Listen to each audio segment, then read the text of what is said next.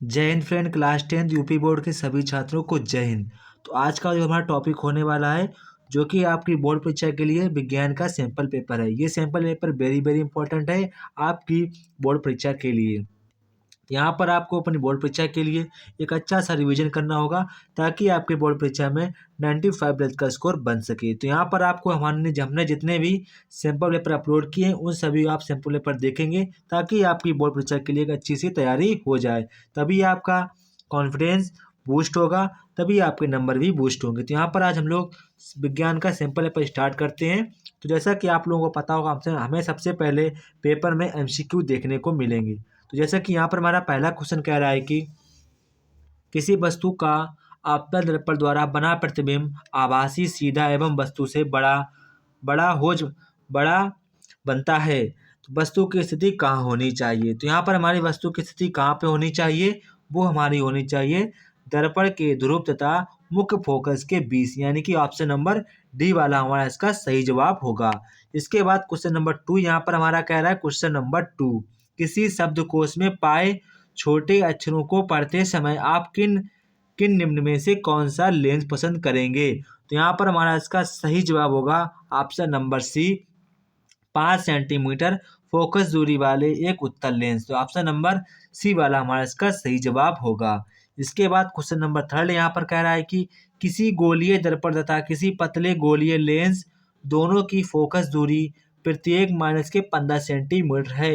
दर्पण तथा लेंस समप्ता है। तो यहाँ पर हमारा जो इसका राइट आंसर होगा, वो हमारा होगा दोनों अवतल। क्या होंगे? दोनों अवतल। ये आपको ध्यान रखना होगा। ये क्वेश्चन हमारा इंपॉर्टेंट क्वेश्चन है। इसके बाद क्वेश्चन नंबर 4 यहाँ पर कह रहा है कि मानव नेत्र के जिस भाग पर किसी वस्तु का प्रतिबिंब बनता है वह होती है, तो वह हमारी क्या होती है? वह हमारी क्या होती है? वह हमारी होती है दृष्टि पटल। क्या होती है? दृष्टि पटल। क्या होती है? दृष्टि पटल। इसके बाद क्वेश्चन नंबर यहाँ पर 5 कह रहा है, क्वेश्चन नंबर 5 यहाँ पर कह रहा है कि दो चालक तार जिनके पदार्थ की लंबाई एवं व्यास समान है, किसी विद्युत परिपथ में पहले श्रेणी क्रम में और फिर पार्श्व क्रम में संयोजित किए जाते हैं। श्रेणी और पार्श्व क्रम में संयोजन करने पर ऊष्माओं का अनुपात आपको बताना होगा। तो यहाँ पर जो हमारा ऊष्माओं का अनुपात होगा, वो हमारा होगा 4:1। कितना होगा? 1:4 हमारा इसका आंसर होगा। इसके बाद क्वेश्चन नंबर 6 यहाँ पर कह रहा है कि लघु परिपथ के समय परिपथ में विद्युत धारा का मान हो जाता है। तो यहाँ पर हमारा इसका जो राइट आंसर होगा, विद्युत धारा का मान बहुत अधिक बढ़ जाता है, यानी कि ऑप्शन नंबर सी वाला हमारा इसका सही जवाब होगा। इसके बाद क्वेश्चन नंबर 7 यहाँ पर कह रहा है, क्वेश्चन नंबर 7, विद्युत धारा उत्पन्न करने वाली युक्ति को कहते हैं। तो यहाँ पर हमारा इसका राइट जवाब होगा जनित्र। क्या होगा? जनित्र। इसके बाद क्वेश्चन नंबर 8 यहाँ पर कह रहा है एंटी मनी है। एंटी मनी हमारी क्या होती है? एंटी मनी क्या है? एंटी मनी हमारी एक प्रकार की उपधातु है। क्या है? उपधातु है। इसके बाद क्वेश्चन नंबर 9 यहाँ पर कह रहा है कि लेड नाइट्रेट का रासायनिक सूत्र है। तो यहाँ पर हमारा जो लेड नाइट्रेट का रासायनिक सूत्र होगा, वो हमारा होगा PbNO3 का होल ट्वाइस 2, यानी कि ऑप्शन नंबर बी वाला हमारा इसका सही जवाब होगा। इसके बाद क्वेश्चन नंबर 10 यहाँ पर हमसे कह रहा है कि निम्नलिखित में से असंतृप्त हाइड्रोकार्बन है। तो यहाँ पर जो हमारा इसका सही जवाब होगा, वो हमारा होगा ऑप्शन नंबर बी, C2H4। इसके बाद क्वेश्चन नंबर 11 यहाँ पर कह रहा है कि प्रोपेनल में क्रियात्मक समूह कौन सा होता है। तो यहाँ पर आपको बताना होगा प्रोपेनल में क्रियात्मक समूह हमारा क्या होगा? एल्डिहाइड का, CHO। क्या होगा? CHO। इसके बाद क्वेश्चन नंबर 12 यहाँ पर कह रहा है कि एसिटिक अम्ल का आयुपेशी नाम क्या है। तो यहाँ पर हमारा आयुपेशी नाम क्या होगा? एथेनोइक अम्ल। क्या होगा? एथेनोइक अम्ल। इसके बाद क्वेश्चन नंबर यहाँ पर 13 कह रहा है कि एक तत्व के क्लोराइड का सूत्र MCl2 है, तो इसके ऑक्साइड का क्या सूत्र होगा। तो यहाँ पर जो हमारा इसका सही जवाब होगा, वो हमारा क्या होगा? MO। क्या होगा? MO। इसके बाद क्वेश्चन नंबर 14, वृक्कों का कार्य होता है। तो यहाँ पर जो हमारा इसका सही जवाब होगा, वो हमारा होगा ऑप्शन नंबर सी। क्या होगा? उत्सर्जन। क्या होगा? उत्सर्जन। इसके बाद क्वेश्चन नंबर 15 यहाँ पर कह रहा है कि पत्तियों पर कलियां विकसित होती हैं। तो यहाँ पर हमारा इसका सही जवाब होगा ऑप्शन नंबर सी। क्या होगा? ब्रायोफिलम में। कहाँ पर? ब्रायोफिलम में। इसके बाद क्वेश्चन नंबर 16, अनुवांशिक विज्ञान के जनक हैं। तो यहाँ पर हमारा इसका सही जवाब होगा अनुवांशिक विज्ञान के जनक हैं। तो यहाँ पर जो हमारा इसका जवाब होगा आनुवांशिक विज्ञान के जनक हैं। तो यहाँ पर हमारा इसका सही जवाब होगा ऑप्शन नंबर सी, फ्रेगर जॉन मेंटल। क्या होगा? फ्रेगर जॉन मेंटल। इसके बाद क्वेश्चन नंबर यहाँ पर हमारा क्वेश्चन नंबर 17 यहाँ पर कह रहा है 2 डीएनए तंतु आपस में जुड़े होते हैं। 2 डीएनए तंतु आपस में जुड़े होते हैं। तो यहाँ पर हमारा इसका सही जवाब होगा ऑप्शन नंबर डी, हाइड्रोजन बंध द्वारा। किस बंध द्वारा? हाइड्रोजन बंध द्वारा। इसके बाद क्वेश्चन नंबर 18 कह रहा है मुकुलन द्वारा प्रजनन होता है। मुकुलन द्वारा प्रजनन होता है। तो यहाँ पर हमारा इसका सही जवाब होगा किसमें? हाइड्रा में। किसमें? हाइड्रा में। इसके बाद क्वेश्चन नंबर यहाँ पर कह रहा है 19 मेंडल का प्रायोगिक पौधा था। तो यहाँ पर आपको लिखना होगा उद्यान मटर। क्या होगा? उद्यान मटर। ये हमारा सही होगा गार्डन पी। इसके बाद क्वेश्चन नंबर 20 कह रहा है कि निम्न में से कौन सा एक मानव में मादा जनन तंत्र भाग नहीं है। तो यहाँ पर हमारा इसका सही जवाब होगा ऑप्शन नंबर सी, शुक्र वाहिका। क्या होगा? शुक्र वाहिका। इसके बाद इसमें हमारा क्या होगा? शुक्र वाहिका। क्या होगा? यहाँ पर हमारा होगा शुक्र वाहिका। इसके बाद यहाँ पर आपको सबसे पहले फिजिक्स के वर्णनात्मक प्रश्न करने को मिलेंगे। तो जैसे कि यहाँ पर हमसे क्वेश्चन पूछा गया है कि क्वेश्चन नंबर 1 किरण आरेख का उपयोग करके अपतन दर्पण द्वारा बने प्रतिबिंब की स्थिति व प्रकृति लिखिए जब वक्ता केंद्र फोकस के बीच हो और जब ध्रुव और फोकस दूरी के बीच हो। तो यहाँ पर आपको दोनों का वर्णन करना होगा, दोनों के आपको किरण आरेख खींचने होंगे, तभी आपको 4 नंबर मिल पाएंगे। इसके बाद क्वेश्चन नंबर 2 यहाँ पर कह रहा है क्वेश्चन नंबर 2 5 सेंटीमीटर लंबाई की कोई वस्तु 30 सेंटीमीटर वक्ता त्रिज्या के किसी दर्पण के सामने 20 सेंटीमीटर दूरी पर रखी गई है। प्रतिबिंब की स्थिति व प्रकृति व आकार ज्ञात कीजिए।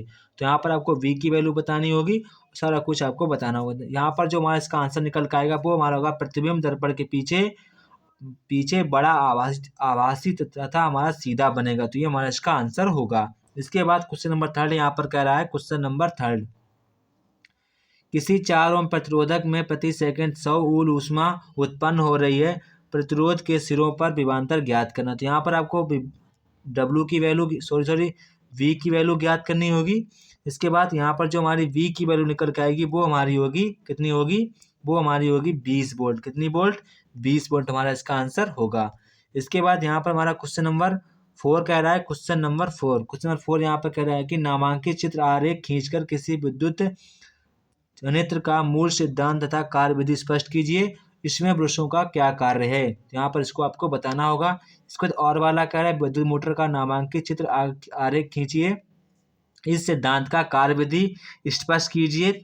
विद्युत की मोटर में विभक्त वलयों की क्या महत्व है? तो यहाँ पर आपको 2 में से आपको कोई एक प्रश्न करना होगा। इसके बाद यहाँ से हमें केमिस्ट्री के क्वेश्चन मिलते हैं। जैसा कि यहाँ पर कह रहा है कि संरचना सूत्र बनाइए। तो यहाँ पर जैसा कि हमसे क्वेश्चन पूछ रहा है मैथेनल, तो यहाँ पर जो हमारी मैथेनल की संरचना सूत्र होगी वो हमारी होगी, पहले इसका फार्मूला होगा CHCHO हमारी इसका हमारा रासायनिक सूत्र होगा।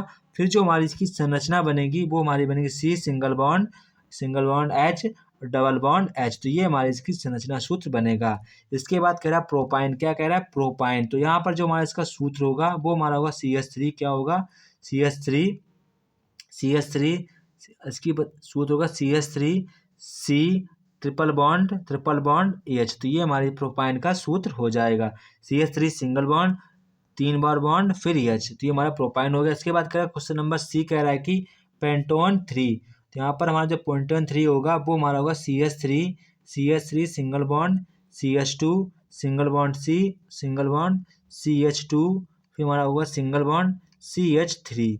इसके बाद आपको यहाँ पर C के ऊपर आपको डबल बॉन्ड O लगाना होगा। तो ये हमारी यहाँ पर पेंटोनेन 3 की संरचना होगी। इसके बाद क्वेश्चन नंबर D यहाँ पर कह रहा है कि ब्यूटेनेन 2।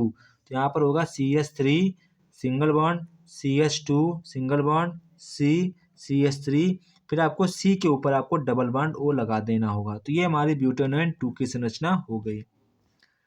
इसके बाद क्वेश्चन नंबर 6 यहाँ पर कह रहा है कुछ तत्वों के परमाणु क्रमांक नीचे दिए गए हैं। 12, 17, 18, 20 तत्वों के नाम बताना है। और क्वेश्चन नंबर B कह रहा है आवर्त सारणी में इन तत्वों के समूह संख्या और आवर्त संख्या भी ज्ञात करनी होगी। इसके बाद क्वेश्चन नंबर यहाँ पर 7 कह रहा है इसके बाद क्वेश्चन नंबर 7 क्वेश्चन नंबर 7। तो यहाँ पर क्वेश्चन नंबर 7 हमारा कह रहा है, क्वेश्चन नंबर 7, क्वेश्चन नंबर 7 आपको रासायनिक समीकरण दिए हैं जिसको आपको फिल करना होगा। जैसा कि यहाँ पर हमारा पहला समीकरण कह रहा है कि sodium sulphate plus barium sulphate यहाँ पर आपको भरना होगा। यहाँ पर आपको भरना होगा 2NaCl। क्या भरना होगा? 2NaCl। इसके बाद मरकरी यहाँ पर दिया गया है। तो यहाँ आपको रासायनिक समीकरण भी लिखने होंगे। तो यहाँ पर आपका हमारा क्या होगा? रासायनिक समीकरण क्या हमारा होगा? वो होगा Na2।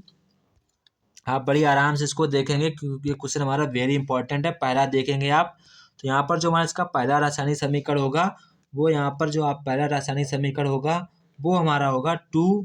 क्या होगा? 2 सॉरी यहाँ पर आपसे पहले लिखेंगे Na। क्या लिखेंगे? Na2SO4 plus BaCl2। फिर आप एरो लगाएंगे, फिर आप लिखेंगे BaSO4 प्लस 2NaCl। तो ये हमारी पहले की रासायनिक समीकरण होगा। तो आप इसको देखेंगे किस प्रकार से हुई है। इसके बाद क्वेश्चन नंबर 2 यहाँ पर जो बी कह रहा है मरकरी ऑक्साइड प्लस ऊष्मा मरकरी प्लस डॉट डॉट। तो यहाँ पर जो हमारा इसका रासायनिक समीकरण होगा वो हमारा होगा 2Hg। क्या होगा? 2Hg एरो, आप गरम का साइन का चिन्ह लगाएंगे, फिर आप लिखेंगे 2Hg। क्या लिखेंगे? 2Hg। फिर लिखेंगे O2। क्या लिखेंगे? O2। तो ये हमारी रासायनिक समीकरण होगा। इसके बाद यहाँ पे हमारा सी पूछ रहा है जिंक प्लस सल्फ्यूरिक अम्ल डैश जिंक सल्फेट प्लस। तो ये वाली हमारी अपक्रिया है। तो यहाँ पर आपका जो सी वाला आंसर होगा तो आप आंसर देखेंगे Fe। क्या लिखेंगे? Fe। सॉरी यहाँ पर जिंक आ गया है नीचे वाला, जिंक वाला देखिए Zn प्लस H2SO4। फिर आप एरो लगाएंगे, फिर यहाँ पे लिखेंगे जिंक सल्फेट। क्या लिखेंगे? Zinc sulphate plus H2। तो ये हमारा इसका आंसर होगा। इसके बाद क्वेश्चन नंबर डी वाला यहाँ पर कह रहा है, question number D iron plus copper sulphate dash, यहाँ पर खाली स्थान कॉपर। यहाँ पर जो हमारा इसका आंसर होगा डी वाले का Fe। क्या लिखेंगे? Fe प्लस CuSO4 डैश लगाएंगे, फिर आप लिखेंगे FeSO4, फिर आप लिखेंगे Cu। तो ये हमारे इसकी चौथे की रासायनिक समीकरण होगा। इसके बाद क्वेश्चन नंबर ई यहाँ पर कह रहा है, क्वेश्चन नंबर कैल्शियम कार्बोनेट, जो ये क्वेश्चन नंबर ई वाला है, इसकी हमारी जो रासायनिक समीकरण होगी वो हमारी होगी CaCO3 डैश एरो ऊपर के गर्म का साइन लगाएंगे, फिर आप CaO प्लस CO2 यानी calcium oxide plus carbon dioxide. इसके बाद क्वेश्चन नंबर एफ कह रहा है जिंक, ये वाला समीकरण करना है जिंक ये वाला। यहाँ पर जो हमारा इसका होगा वो हमारा होगा Zn प्लस 2AgNO3 फिर dash ZnNO3 whole twice 2 plus 2Ag। तो ये हमारा इसका आंसर होगा। इसके बाद यहाँ पर हमारा अथवा में, अगर आपको ये आपको समीकरण नहीं आते हैं ऊपर वाले तो यहाँ पर अथवा में भी कर सकते हैं। यहाँ पर अथवा में कह रहा है कि आपको टिप्पणी करनी है, तो यहाँ पर आपको तीनों पर टिप्पणी करनी होगी। तो यहाँ पर आपको लगभग 1.5 पेज की टिप्पणी करनी होगी, तभी आपको यहाँ पर 6 नंबर मिल पाएंगे। तो यहाँ पर इसके बाद हमारा क्वेश्चन यहाँ पर वायु से प्रश्न यहाँ से स्टार्ट हो जाते हैं। यहाँ पर कह रहा है कि ऑक्सी तथा अनाक्सी शोषण में कोई अंतर बताइए। इसके बाद कह रहा है कि लसिका तथा रुधिर में कोई 2 अंतर बताइए। इसके बाद कह रहा है क्वेश्चन नंबर सी कायिक जनन किसे कहते हैं। इसके बाद कह रहा है हृदय का कार्य क्या है। तो यहाँ पर सभी के आपको आंसर देने होंगे। इसके बाद यहाँ पर क्वेश्चन नंबर 9 कह रहा है कि रसायन संश्लेषण क्या होता है, इसमें भाग लेने वाले कोई 3 जीवाणुओं के नाम तथा कार्य लिखिए। इसके बाद क्वेश्चन नंबर 10 कह रहा है पाचक एंजाइमों के कार्य क्या होते हैं।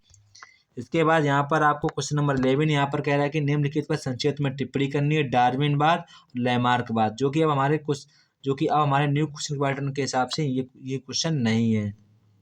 इसके बाद यहाँ पर और में आपको कुछ नहीं है, यहाँ पर और में इंग्लिश में क्वेश्चन दिया गया है आपको, और में यहाँ पर करना हो describe the post fertilisation change in flower. तो यहाँ पर आपको ये क्वेश्चन भी कर सकते हैं। तो ये था हमारा आज का आप लोगों के लिए विज्ञान का सैम्पल पेपर, जो कि आपके लिए बेहद इंपॉर्टेंट था। तो आप इसे तैयार कर लीजिए क्योंकि आपके बोर्ड परीक्षा में इसी तरह क्वेश्चन पूछे जाएंगे। अगर आप इन सभी सैम्पल पेपर को तैयार कर लेते हैं तो इस बात की हम गारंटी लेते हैं कि आपके बोर्ड परीक्षा में इससे बाहर कोई क्वेश्चन नहीं जाएगा। जय हिंद दोस्तों, फिर मिलते हैं अपने नेक्स्ट वीडियो में।